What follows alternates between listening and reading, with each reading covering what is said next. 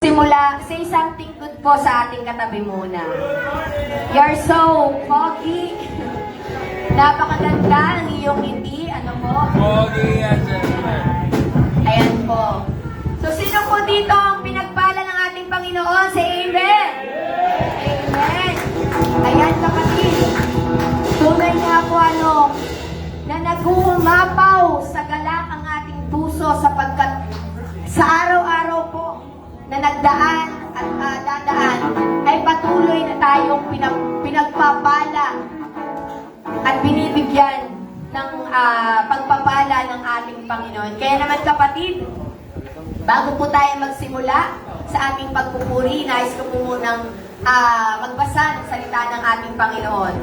Ito po ay makikita natin sa Roma, mga taga-Roma, chapter 15, verse 14. Ang sabi po dito, puspusin nawa kayo ng Diyos na siyang bukal ng pag-asa at nawa ay pagkalooban niya kayo ng kagalakan at kapayapaan sa pamamagitan ng inyong pananampalataya upang mag-umapaw ang inyong pag-asa sa pamamagitan ng kapangyarihan ng Espiritu Santo. Praise God! Tunay po na sa tuwing tayo po ay dadako sa ating bahay-sambahan, sa tahanan po ng ating Panginoon.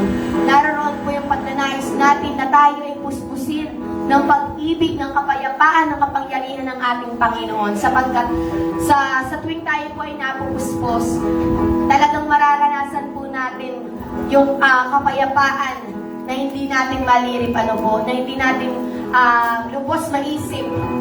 Yung pagpapala, kumbaga, bigla-bigla na lang na bubuhos, sa tuwing tayo po ay nasa presensya ng ating Panginoon. Kaya mga kapatid, tayo po ay magalak, sama-sama po tayo magalak, matuwa, at magpuri sa ating Panginoon. Yes, Lord God, hallelujah, Jesus. Papupuri ng kanaling Panginoon. Yes, Lord. Galak na galak ang aming mga puso na ikaw ay papurihan at sambahin, O Lord God. Sabay-sabay po tayo umawi, magpuri, itaas ang ating mga kamay, umalakpak para sa ating Diyos na buhay.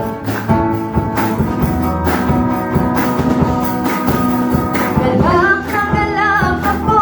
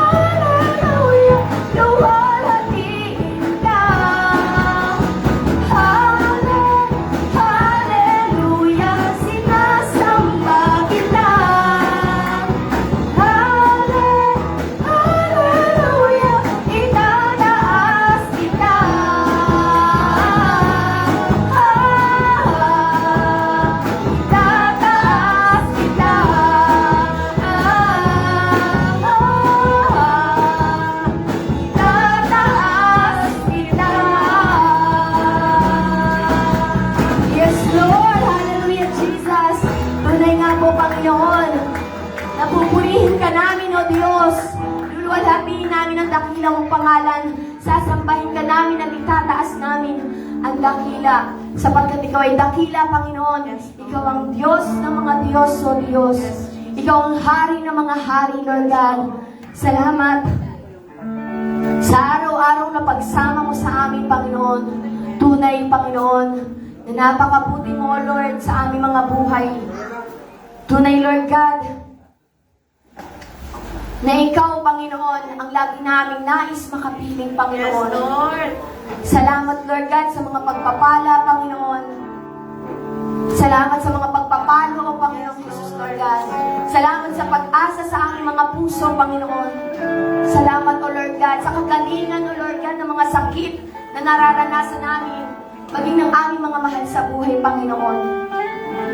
Lord, sa aming pong pagpupuri sa iyo, nawa, Panginoon, ay maranasan namin, Lord God, ang presensya mo, Panginoong Jesus. Ang pagyakap mo, Lord God. Ang pag-ibig mo, Panginoon. Patuloy ka naming papupurihan, Panginoon. Habang may hininga kami, Lord God. Ang pintig ng puso namin ay para sa iyo, Panginoon. Yes, Lord. Yes, Jesus.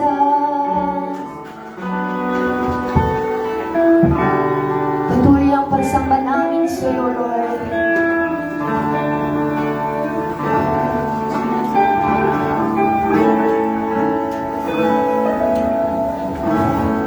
Nawa ay tanggapin ang buhay na lang,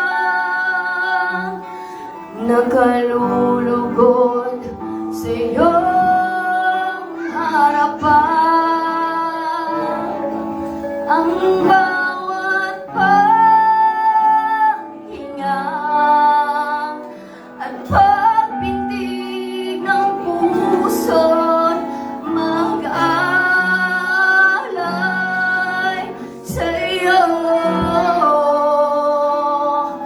ng pagsamba. Buong lakas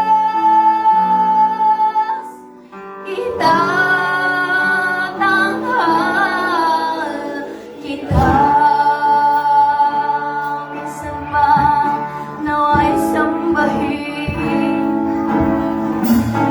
nawa ay tanggapin ang buhay na lang, nakalulugod sa iyong harapan.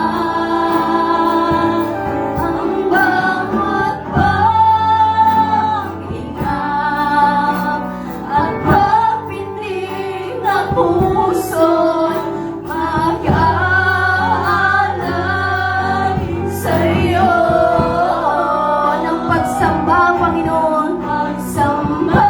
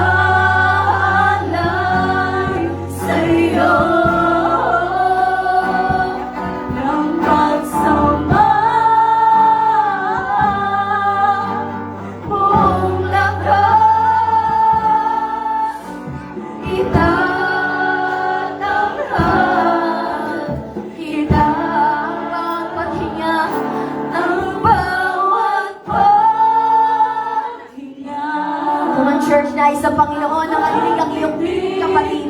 Puso'y nag-aalay sa'yo ng pagsamba. Yes, Lord. Narinig mo ang aming mga tinig, Panginoon. Patuloy ka namin sasambahin at itatanghal, O Lord. Tanghal kita For the last time, ang bawat pangina. ang bawat paghinga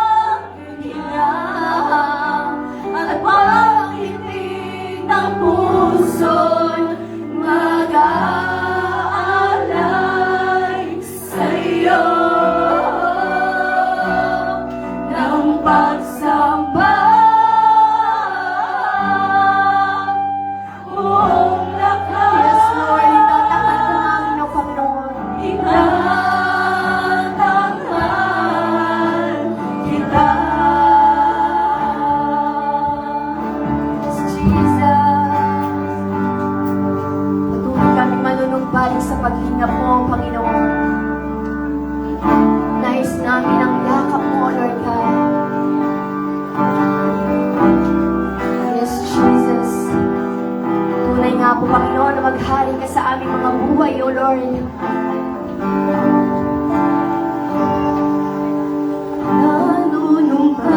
Nanunumbalik sa iyong paglinga,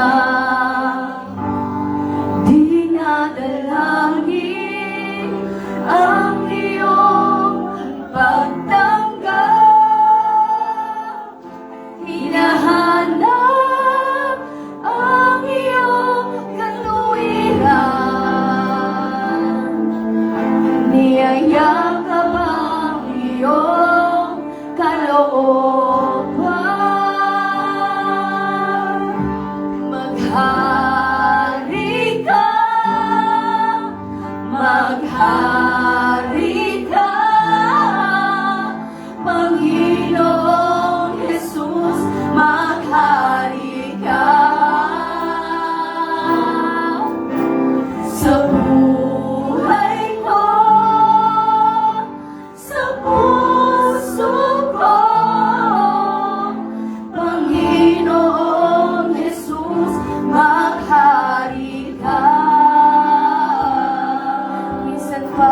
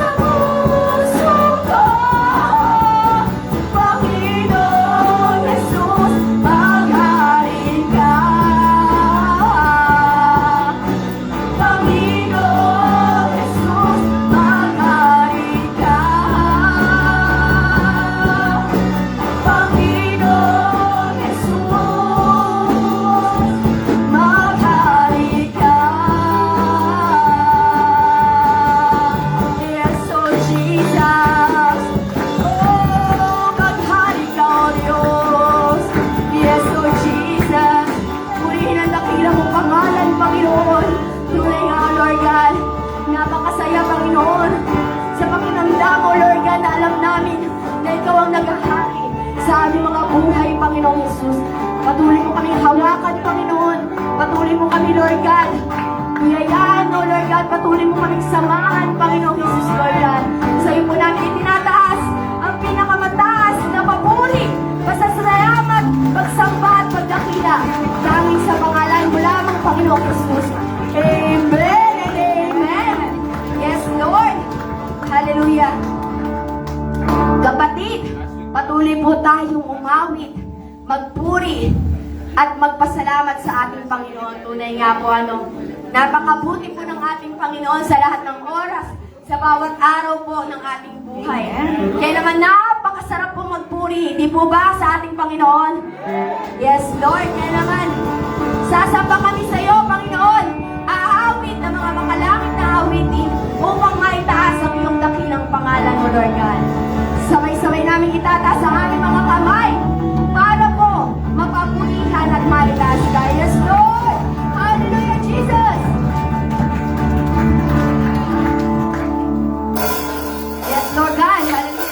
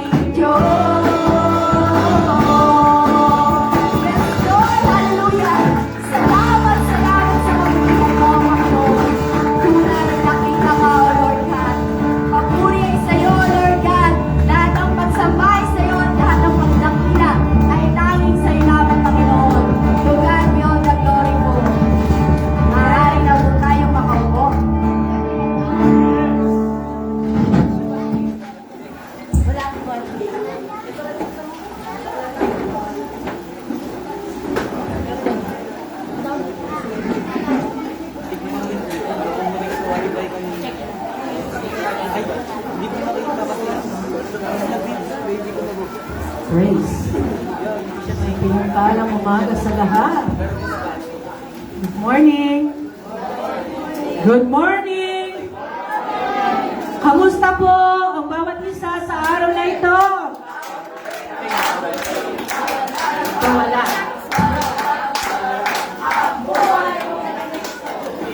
Teka lang ha. Okay, sige, tayo natin yung iba na makaupo lahat. May mga bakante pa po sa baba. Nanyahan po yung iba na pumasok po. Punuin muna natin yung mga bakanting upuan. Meron pa po doon. Dito pa po sa harap. Sige po. Yung mga kids sa labas po. Ayan, purihin ng Panginoon. Meron pa po dito. Dalawa pa po. Dalawa pa.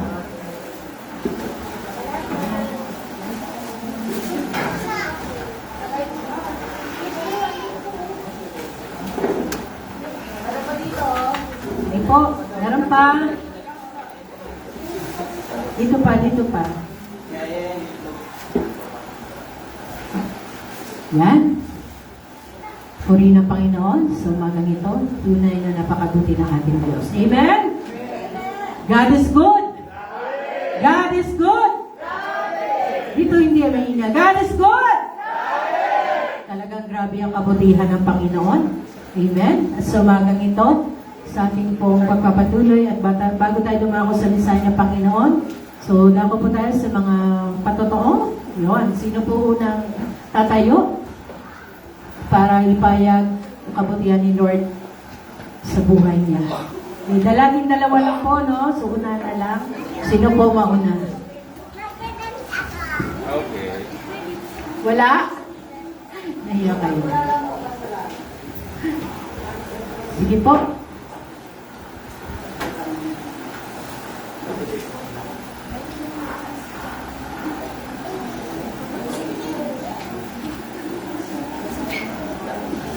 Share ko lang ang pasalamat ko kay Lord. Talaga napakabuti ni Lord. Kasi, tingnan mo si Kuya Aga na opera ng isa niyang mata.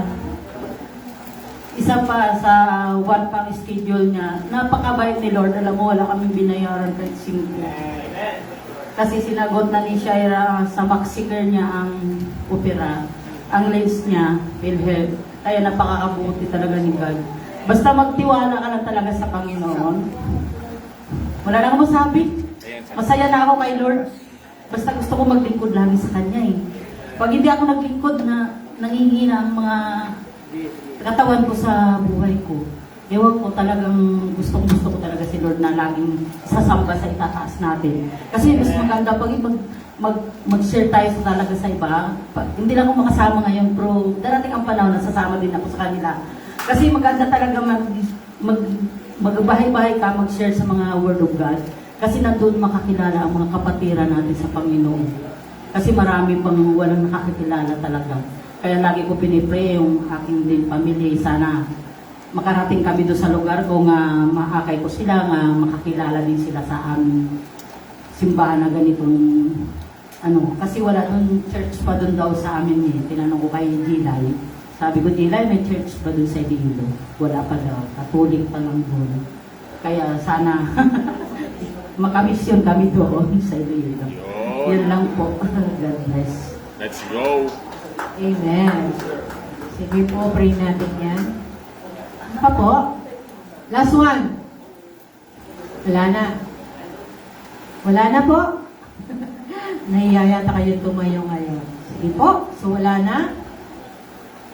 Sa pangalawang magta-testimony, sige, purihin ng Diyos. Tayo po ay lumako po sa mensahe ng Panginoon sa umagang ito at muli ating ituon ang ating puso't isip sa ating Panginoon. Habang po tayo nakikinig, no, na mensahe ni Lord sa umagang ito, bigyan po natin ng pansin yan, tuon ang puso't isip sa Panginoon.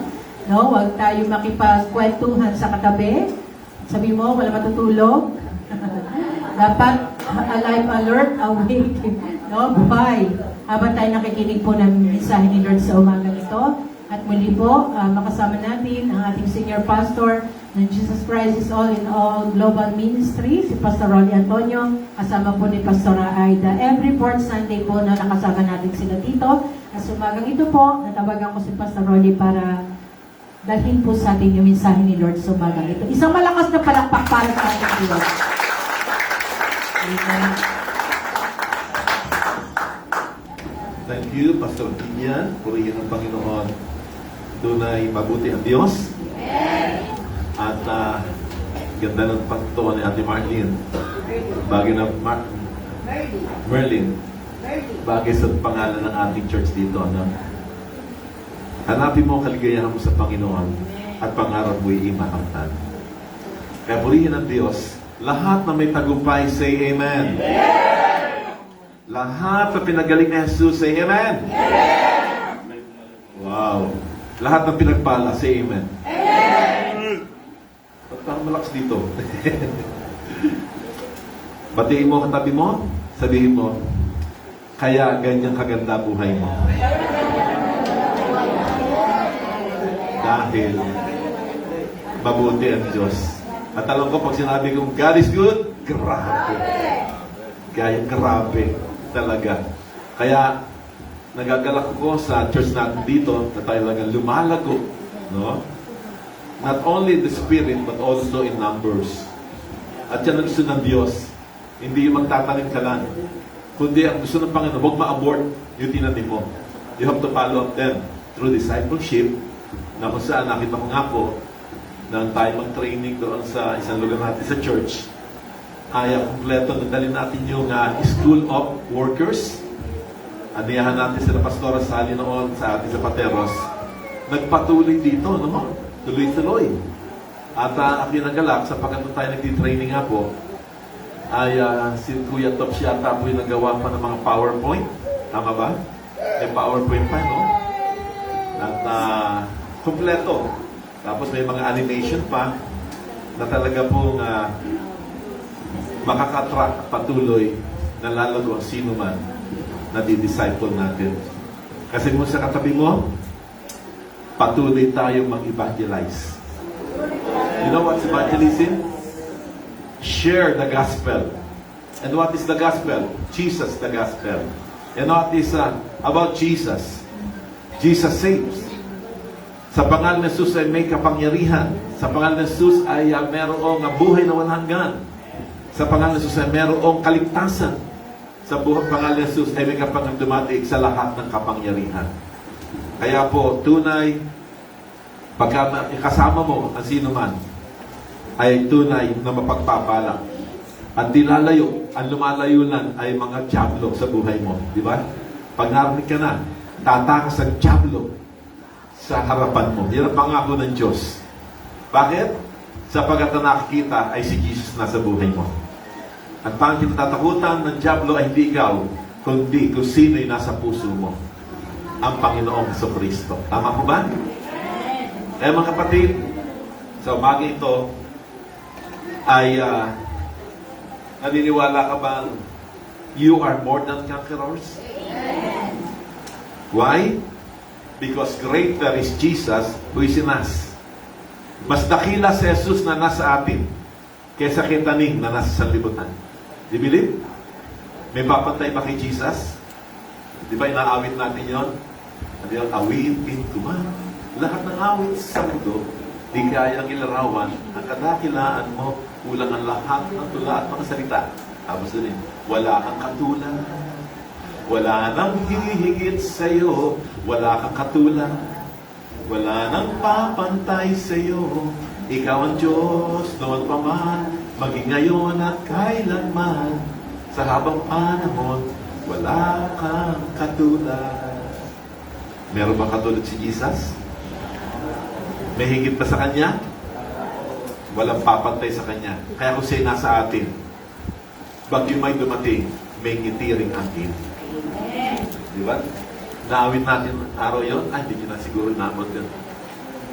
Yung awitin po na matatanda noon kayo, bata pa naman kayo lahat. Ano? So, purihin ng Diyos. At not only that, but Jesus promised to us, the battle is mine.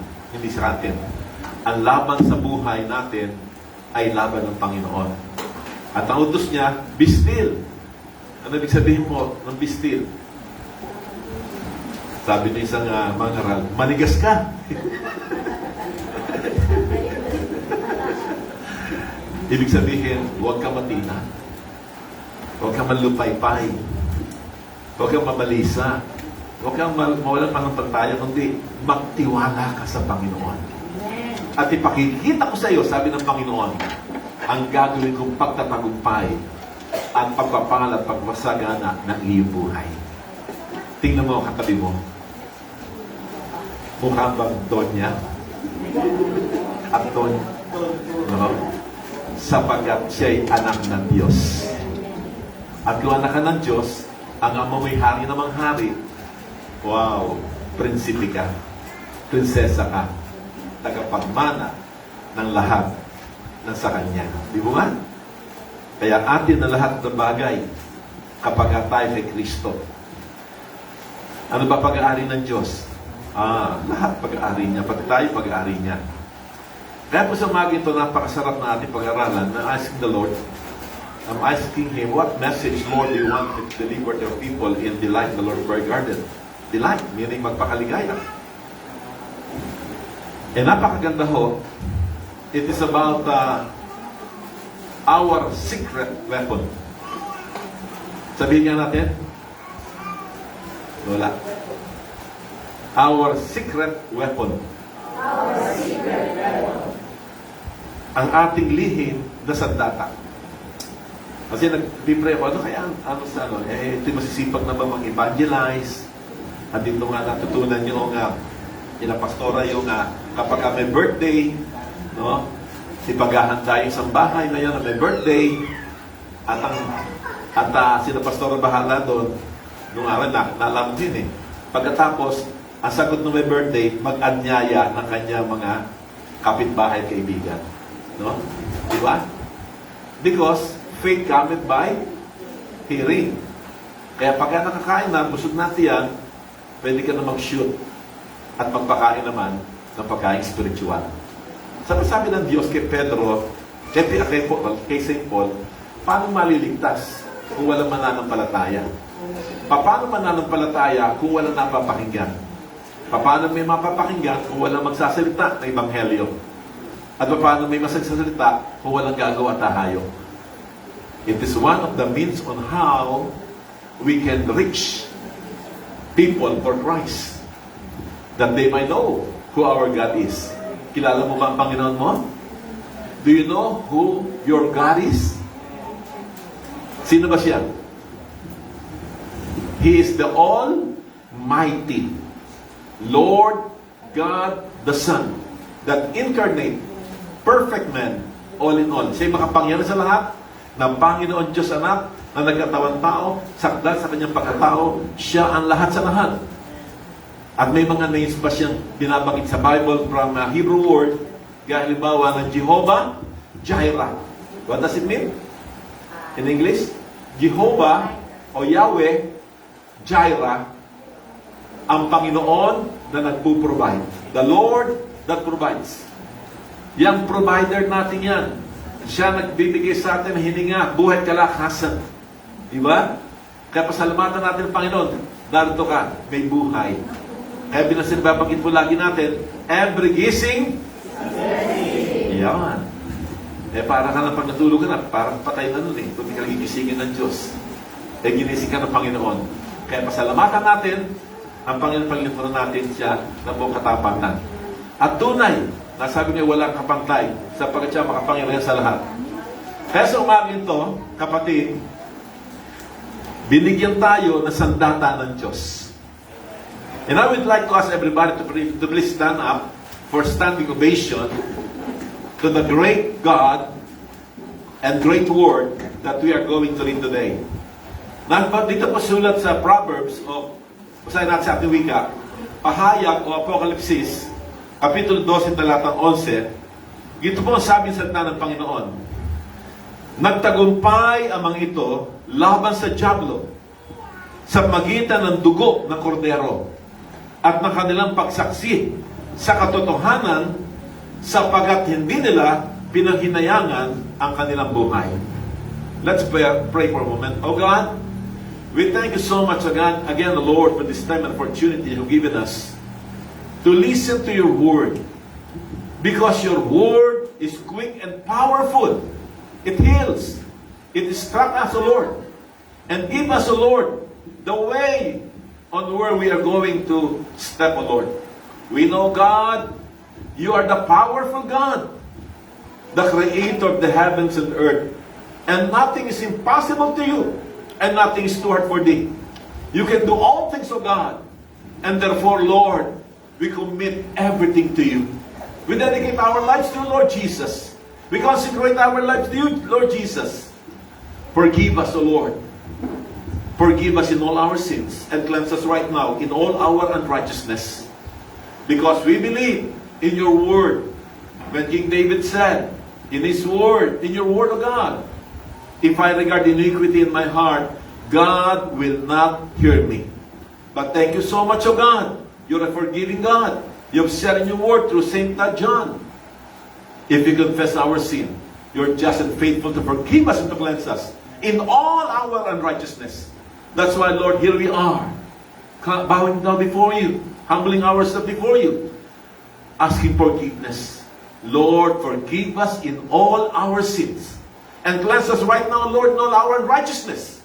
Make us holy, O God, pure before you, Lord, spotless, blameless, living like Jesus. This is our desire, Lord. Because if there is holiness, there is power that will be manifested in every endeavor, O God, and every undertaking, in every day of our lives, Lord Jesus. Sicknesses will be healed, O God. Yes. And everything we need shall be provided, Lord God. You're our Jehovah Shammah.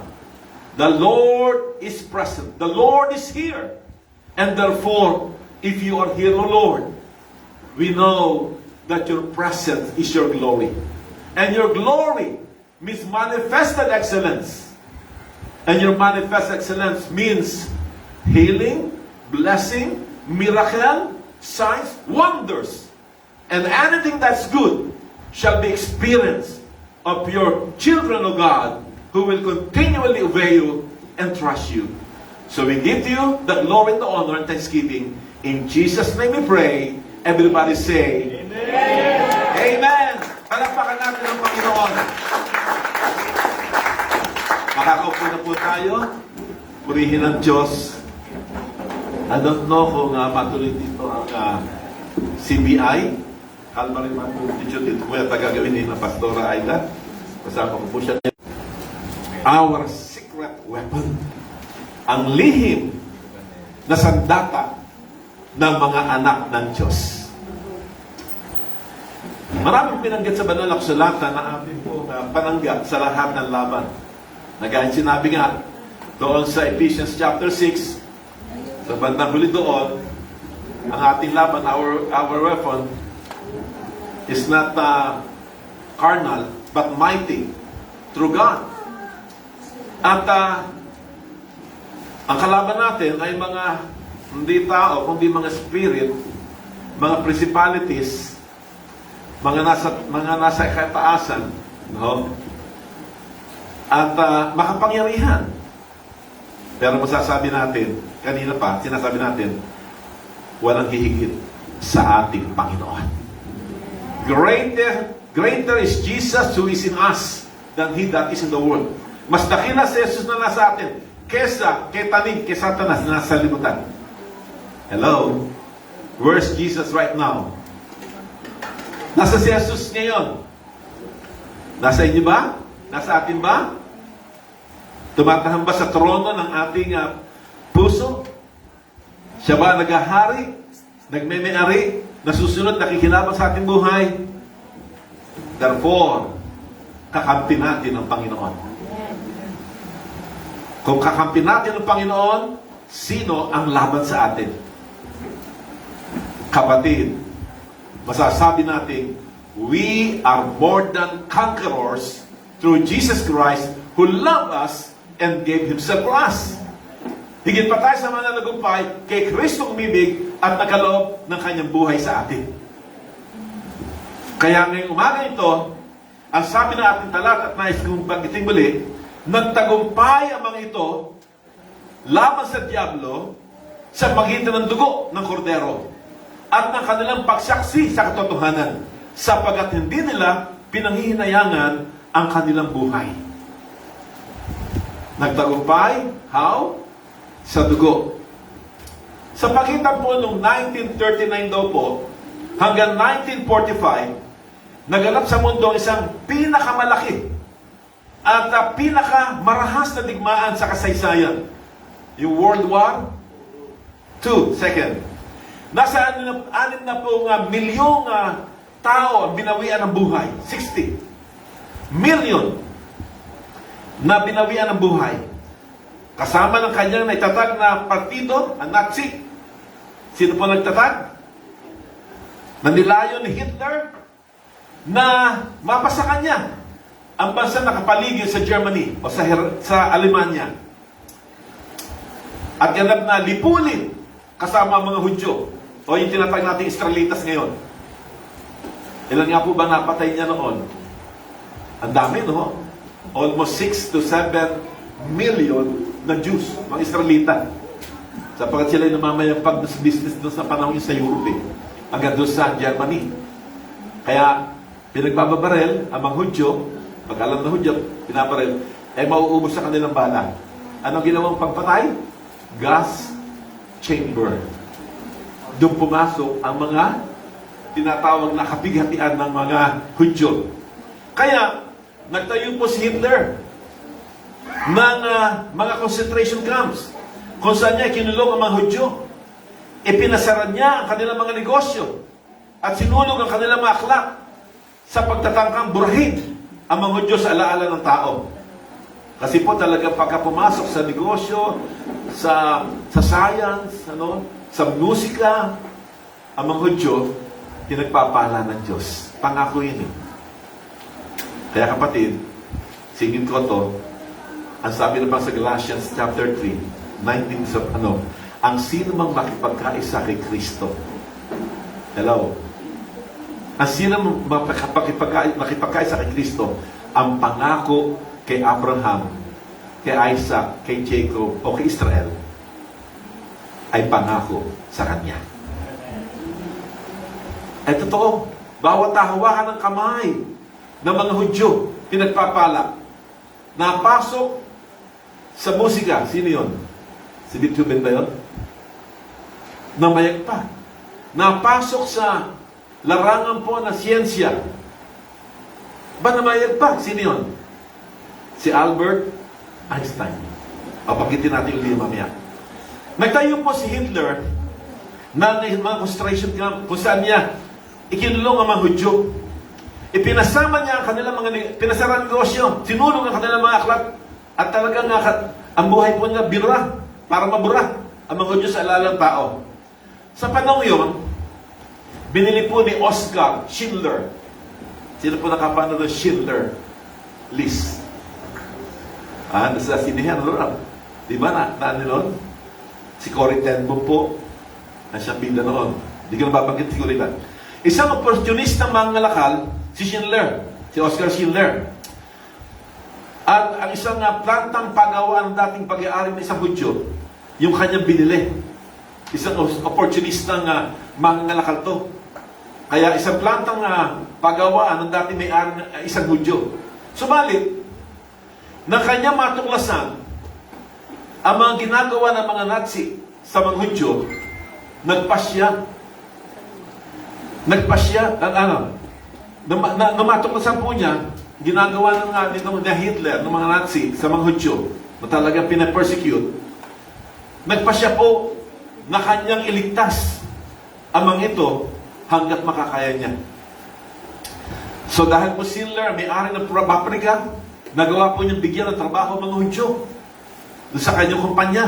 Na makita niya kung paano ang kanyang mga empleyado ay nawawala ng mga bahay at namamatay ang mga pamilya sa kampo, nagpasya po siyang gawin ang lahat ng kanyang magagawa upang matulungan po ang mga Hudyo ito. Nailigtas ni Schindler ang mahigit sa 1,000 Hudyo mula sa tiyak ng kamatayan. Habang tinatago niya marami sa mga ito sa kanyang pabrika, gamit ang sariling kabuhayan at ang paglalagay ng sariling buhay at kalayaan sa panganib sa maraming pagkakataon, binili niya ang kalayaan ng maraming Hudyong ito. Dahil po sa pagsikap ni Schindler, marami po nakatakas sa malapit na kasasapitan na inihanda para sa kanila. Tila baga, ang mga nakal na ito, businessman na ito, ay naging lihim na sandata ng katubusan na makatulong sa di mabilang Hudyo upang makaligtas sa digmaan. Kahalintulad po nito, tayo bilang mga anak ng Diyos ay meron pong pinakadakilang lihim na sandata ng katubusan na tumutulong sa atin sa bawat kalagayan. At yaon ay ang dugo ng ating Panginoong Kristo. Nakatulad Schindler, sa atin naman, ang tumutulong ang Panginoong Kristo sa pagitan ng kanyang dugong banal at makapangyarihan at banal at tunay na napakahalaga. Sabi nga po, may tabing na nalaglag mula sa kaisipan ng mga mananampalataya sa daling maunawaan ang gawain ng pagtubos ni Jesus sa krus ng Kalbaryo. Ang gawain po ng krus ay isang kumpletong gawain. Ang dugo po ng Panginoong Jesus ay pinakamakapangyarihang sandata na meron ang isang Kristiyano upang madaig ang kaaway at magkamit po ng tagumpay sa bawat bahagi ng kanyang buhay. Nang ang bayan po ng Israel ay nasa pag-aalipin sa Ehipto. Sa pahala ng masamang parao, isinugo ng Diyos si Moises upang palayain ang kanyang bayan sa magitan ng makapangyarihang kamay ng Pero. Pinagmatigas ng mga Ehipsyo sa panguna ni Pero ang kanilang mga puso at ayaw nilang pahintulutang umalis ang mga Israelita, kung kaya't nagpadala ang Diyos ng 10 salot laban sa bansang ito. Na natala po yan sa Exodus, Kapitulo 11 at Kapitulo 12. Bagamat ang huling salot po, bago po ang huling salot, nagbigay po ang Panginoon ng mga tiyak na utos sa kanyang bayan. Ano yun? Ang utos po ng Panginoon, sinabi ng Panginoon sa kanila, na ang ama ng bawat pamilya, ng bawat tahanan, ay mag-aalay isang kordero at sasahurin ang dugo nito sa isang palanggana. Kordero means tupa, nakakatayin. Yung dugo, ilalagay sa palanggana. Pagkatapos gawin ito, kukuha naman ng hisopo o yung tinatawag na hizop, H-Y-S-S-O-P. Isang uri ng halaman na tumutubo sa mga ganong region po na parang gagawin pampahid sa hamba. At yun nga po nilagay. Inilagay po sa palanggana ang hipo o yung hisopo upang itubog sa dugo ng kordero na kinatay. Wala iba kundi yung tupa. Pagkatapos po, iwiwisik ng ama ng tahanan ng dugo sa mga gilid sa itaas ng mga hamba ng pintuan ng bahay. Kung hahawakan lamang ng ama ng tahanan ng palanggana yun na may laman dugo, ngunit hindi gumamit ng hisopo upang ipahid ang dugo, walang kahulugan ang kabuuan ng gawain iyon. Kailangan ng amang ito gumamit ng hisopo. Hindi siya maaaring gumamit ng ibang gamit sapagkat ito ang tiyak o specific na utos na binigyan ng Diyos sa kanila. Kaya pinapahid na sa hamba, sa ibabaw ng hamba, yung dugo ng kordero. Naiguhit ng Diyos ang plano ng kaligtasan sa katauhan, isinama po niya ang katubusan, kapatawaran ng mga kasalanan, pagpapanibago, pagpapawalang sala, at pagpapabanal para po sa kanyang mga anak. Sa gayon, ang gawain ng krus ay mag-isang kompletong gawain. At ito nga yan naganap sa ganito na tinatawag po nating redemption o katubusan. Sa Efeso Kapitulo 1, if you have the Bible with you, you can open your Bible from the book of Ephesians, Let us read for a moment because it's very important. Ephesians chapter 1 verse 7. Ano po sabi? Ang sabi diyan, sa Kanya'y meron tayong katubusan sa magitan ng Kanyang dugo na kapatawaran ng ating mga kasalanan ayon sa mga kayamanan ng Kanyang biyaya. Ayon po sa Oxford Dictionary, ang pandiwang tubusin o redeem ay nangangahulugan ng tubusin, iligtas, palayain ng tao mula sa pagkaalipin, pagkabihag o kaparusahan. Iligtas ang buhay ng isang tao sa pagitan ng pagbabayad ng tubos. Dahil sa kasalanan, ang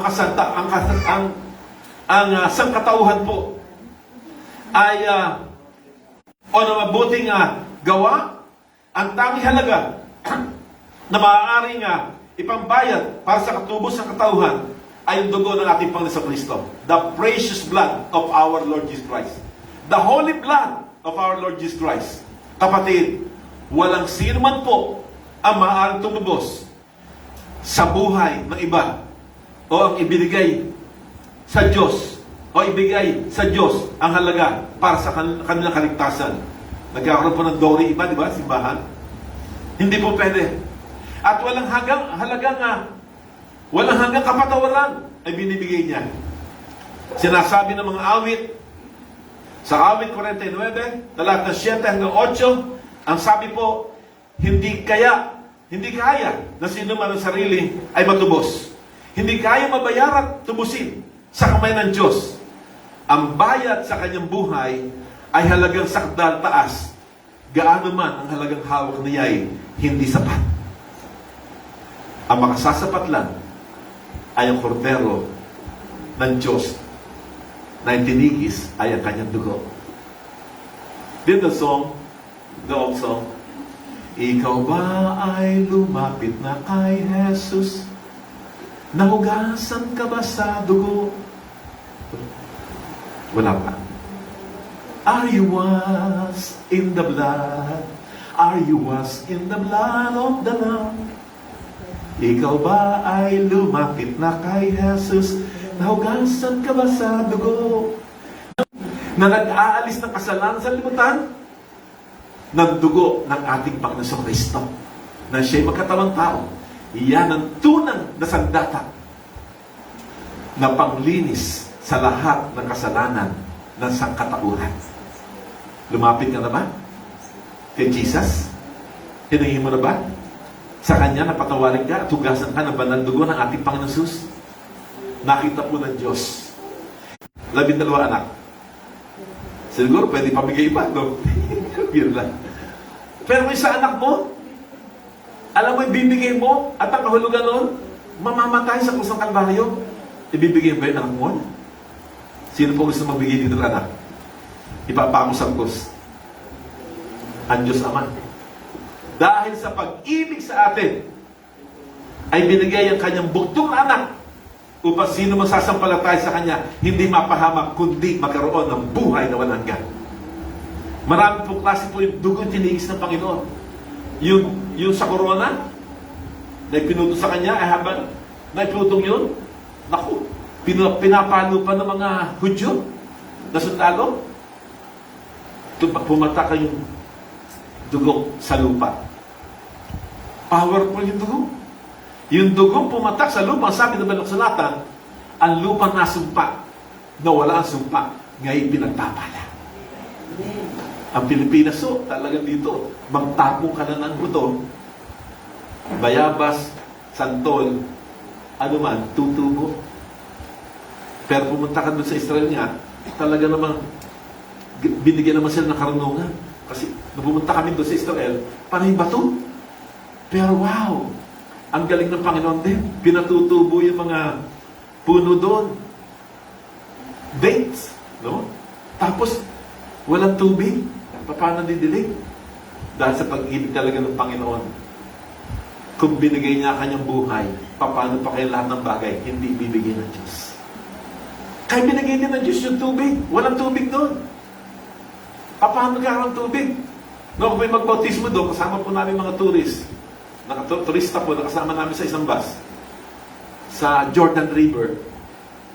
Kala ko napakaganda, yung pala parang tubig baha. No? Ang kulay brown. Sabi ko, saan ko ng tubig? Eh, napakagaling ng Panginoon. Binigyan talaga ng wisdom, may favor ang mga kunsyo. May favor. Paano? Natutong kumuha sa dagat na maalat. Ang tawag desalination. Ano niyo yun? Desalination. Kasi sa kanila, mas mahal ang tubig para sa Saudi kesa sa gasolina. Ibig sabihin lang po, kapatid, yan ang sinabi ko. He that spared not his own son. Siya na hindi pinagkait ang kanyang bugtong na anak. Itinig siyang dugo para sa akin. Paano pa kaya na ang lahat ng bagay hindi niya may bigay ng libre sa sino magsasampalataya? Hello? Are you believers of the Lord Jesus Christ? Do you believe that Jesus Christ shed His blood for us? To redeem us and to save us? That we might live a life of peace? When you say peace, shalom, that I will always declare. And when you say shalom, siyang healer. Bakit? Because He is our Jehovah Rapha. The Lord that healeth thee. Kaya pag sinabi din natin, Jehovah Shalom, not only He is our Jehovah that healeth thee, but He is our what? Shalom. Good health, well-being, prosperity, success, joy, peace, happiness, lacking nothing, broken nothing, but everything will work together for good. And surely goodness and mercy shall follow us in the days of our life, if we will continually dwell in the house of God, in serving Him, in following Him, in loving Him. Kaya mapalad tayo. Sabi mo sa katabi mo, mapalad ka. Dahil kay Jesus, mahal na mahal ka. Amen? Kala may bigay niya, dugo niya. Sapagkat may covenant, bakit may dugo? Sabi ng iba, covenant yan. Sa panahon pa ni Abraham, may covenant. May tipan. Huwag kang sisira sa tipan. Dito, pagka sumira ka din sa kasunduan, mag-aaral po ako ng law, nung ako yan, nasa accounting, melo kami. Aba, yung mag-breach of contract ka, ang laki ng kaparusahan sa korte. Sa Panginoon din, may tipan. May korte and Diyos. Pag ikinakipagkasundo, huwag ka magtalasur. Huwag mong sirain. Bakit? Sa pinakita ng Diyos noon, pagka nagtipan, noong unang panahon, buti ngayon, biyaya tayo, no? Si Jesus na inihain para sa atin. Ang inihain noon sa kanilang tipan, sa kanilang covenant, ay yung baka o tupa, at gagawin doon sa tupa o baka, hahatiin sa gitna. Papatayin, tapos hahatiin sa gitna. Nakaganon. At pagkatapos noon, doon dadaan yung dalawang nagko-covenant, nagko-kontrata. Lalakad sa gitna noon, nung biniyak na mga tupat o bakang yun, doon sila dadaan ng kahulugan sa tipanan nyo, sino mang magtalusira, matutulad sa mga bakang yun. Kaya mabigat. Pero thank God, sa ating kunting covenant, pinyo, minsan di tayo sumusunod, buhay pa tayo. Sapagkat si Jesus ang gumawa ng tipan na kung saan ang nahandog na kordero ay walang iba kundi siya. At ang nahandog ay siya rin doon sa krus ng Kalbaryo. Kaya pagtigis ng dugo ni Jesus, wow, makapangyarihan nyo na mayroong bisa ng kaligtasan, buhay na walang hanggan, at kapangyarihan dumating sa lahat ng kapangyarihan, maging kay Satanas, sa Diablo at sa demonyo. Alam niyo yun? Maging sa karamdaman, maging sa sakit. Opo, naalala ko yung anak ko. Na-hospital si doktora, bago naging doktora yun. Kaya naging doktora nga po, nagkasakit ng dengue. Anong dengue? Kinukulang ng platelet, yung dugong puti. Nung kinukulang, ako na-hospital. 17 years old pa lang siya noon. Kaya siya nakalagay sa sa pambata, Teja. No? Pediatrician, kung 70 pala, children pa rin yun. Kaya sa ospital ng Medical City na-confine siya. Naku, hallelujah. Pray kami ng pray. Naku, isang araw, 2 araw, mahal yun. Pagkatapos, isang araw, 2 araw, pababa ang kanyang platelet. Parang from 100, ano ba normal nun? Meron ba nurse dito? 150 yata o 170 ang normal. Bumaksak ng 30. Bumababa pa ng 20. Pagbaba ng 10. Si doktora, si Mary Errol, si MA, sabi niya sa mami niya, Mami, hindi ko na kaya. Nakapanlalabot pala yun, di ba? Hindi na po na-dengue dito. Hindi na yung Jesus wala. Siya na-dengue. No? Gumagano siya. Yung hinang-hinana siya, nakahiga siya sa kama. Mami, hindi ko na kaya. Iyak si mami niya. Kaya mo yan! Kumapit ka kay Jesus! Bigla pong lumabas yung pagpupuri sa Panginoon. Nagpipray kami. No? Baba pa rin ang baba. Pero, dinadal doktor, sabi ito, tinitingnan. Yung doktora niya, doktora ko ng baby pa ako. Inabutan pa niya. No? Sabi ng doktora, masama lang yun. Bumababa ang platelet. Purihin ang Diyos. Ang nagtitiwala sa Panginoon, hindi inibigo. May kapangyarihan pala sa dugong banal na Jesus. Umawit kami sa Panginoon. The blood that Jesus shed for me. Way back on Calvary. The blood that gives me strength. From day to day. It will never lose its power. It reaches to the highest mountain. It flows to the lowest valley. The blood that gives me strength. From day to day, it will never lose its power. It soothes my doubts and calms my fears. And it dries all my tears. The blood that gives me strength. From day to day, it will never lose its power. It reaches to the highest mountain. It flows to the lowest valley. The blood that gives me strength. From day to day, it will never lose its power. Alam ba natin yun? Sabay-sabay tayo. Ako lang ba matanda dito? Oo, mga 1800s pa kasi. Mga awin din namin ito nung bata pa kami. Nagsasanday school ko. Nung kami ay dinadalo pa ng mga Amerikano. Uso pa mga Amerikano na mga bata pa rin. Mga dalagitang nagtuturo sa amin sa kawayo na namin. Umawit kami niyan. Talagang sarap. Umawit sa Panginoon. Nagtatagalog din sila. Tagumpay! May tagumpay. Hallelujah! Ako ay pinalaya niyang tunay. Alwalhati, hallelujah. Amen. Alam niyo? Hindi rin. Nahalata ka pala matanda dito. Pero siguro, ito alam to. Kasi ito yung, meron ano pa eh. Give me oil in my lamp, keep it burning. Give me oil in my lamp, I pray. Hallelujah, give me oil in my lamp, keep it burning. Keep it burning till the break of day. We gotta sing Hosanna, sing Hosanna. Yung may action ba yun?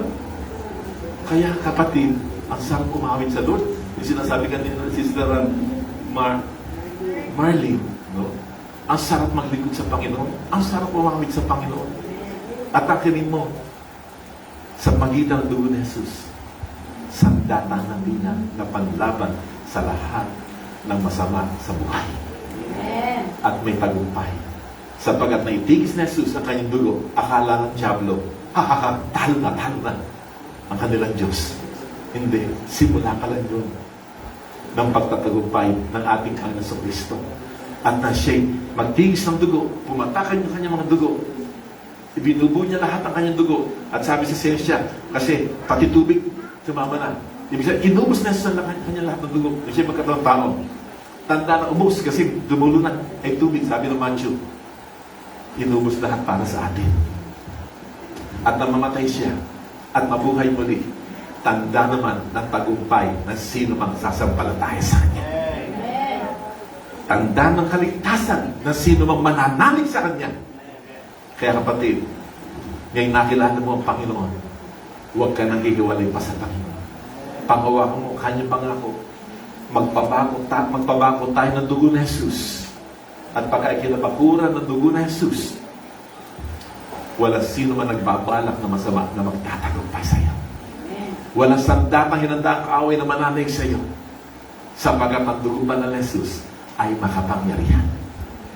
The blood that Jesus shed for you way back on Calvary. The blood that gives me strength from day to day. It will never lose its power. Hindi mo mawawalan kapangyarihan. Kung akin mo, kapatid, may power. Sapagkat minsan, isang church na malaki doon sa Pateros, o chairman po ng Pateros, bago kayo pasa doon sa isang pastora, sa dengue, ayaw palabasan na ako eh. Pinasa, wala eleksyon doon eh. Kasi pinairal ko yung wala eleksyon. Kasi ang Diyos hindi ina-elect. Ang Diyos pinanampalatayanan. At kaya maglingkod ka sa Panginoon at ang Diyos na mag-vindicate sa iyo. E tumawag sa church, yung sekretary, sa telepono, Pastor, pwede patulong. Sabi, bakit? Meron pong inaalih naman sa mga espiritu. Doon po sa may Vista Mall, sa may Pacific, doon sa kanilang sa kanilang subdivision. Mayaman po kasi church, kasosyo ni Villar, yung tatay nun, si Star, the big Star. Kasama po namin sa mga nakikipag joint fellowship kami sa church nila. Si Star, malaking lalaking gwapo. Nakapag-asama na, nagkaanak, nagkaroon ng katulong. Teenager, siguro mga 18. Naku, sabi ni Sister Angie, Pastor, sige po. Sabi ko, yung pastor niyo, siya pupunta. Kayo daw po. Nag-pray na ako. Kaso, di na tumawag si Pastor Aida. 9 o'clock yun. Nani, samahan mo ako, pag-drive mo ako. Punta tayo SM. Punta sa PLDT, etc. Pinag-drive ko. Naku, yung naalihan ng Diablo, 9 o'clock, nandun na. Sapagkat yung pala, ito ay parang kinukulungan siya ng meron sa bahay na yun, may matandang maputi ang buhok at saka talagang may bad spirit. Lagi nakikita ng katulong ito, tumatakbo lang siya sa loob ng bahay. Naliligo siya, gumutubad. No? Dalagita, 18 years old. Aba, napakita sa kanya sa loob ng banyo. Ikaw, ang gagawin mo. Takbo! Hanggang sa labas. Gumutubad, tumakbo pa rin. No? Ginawa ng mga amo, hinabol. Dinala ng palabal. Nakuha naman, at nandun nga po. Mga 8 to 9 o'clock yun. 9 o'clock ko tinawagan, pinapupunta ako. Pero niyo po, tinawagan ako ng Pastor Ay, nasamahan ko daw siya. Di pinag-drive ko. Naku, mag-aalas stress na. Tumawag ulit. Pastor, kamusta ho? Ay naku, oo nga pala. Meron pang deliverance dapat. Sorry po, sige. Sabi ni Pastora, iwanan mo na ako. Nakikita ko na sa GYC. Ako na lang bahala. Sino pa makasama ko? Ito po, napunta po ko na may kamuli. 9 o'clock, 3 o'clock, ano? Naku, kaya po pala, nagwawala pa po doon yung babae. Sige, pinuntahan po. Pagdating ko doon, naku, marami nang nakapaligid ng mga kapatid natin. Galing daw sa Vista Mall. Yung gawain doon, tumawag ko doon. Kasi hindi nga ako dumating. Sabi ko, ano, kamusta?